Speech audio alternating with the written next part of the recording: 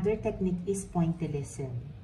So, sa pointillism, maganda, naka 90 degrees ka, perpendicular sa skin. Then, kaya siya tinawag na pointillism is gumagawa tayo ng mga points. So, up and down lang. So, sample natin, up and down. So,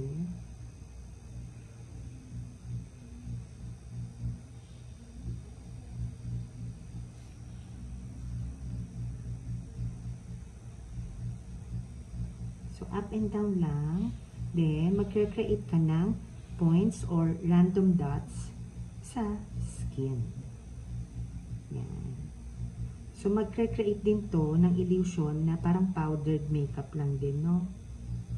So, yan yung technique ng pointillism.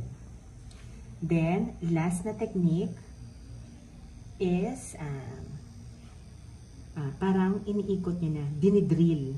Drill technique. So, iniikot mo lang siya. So, pwede itong 90 degrees, pwede naman nakatagilid ng konti, 80-70, tapos iikot nyo siya sa skin, dinidrill. Yan. Example.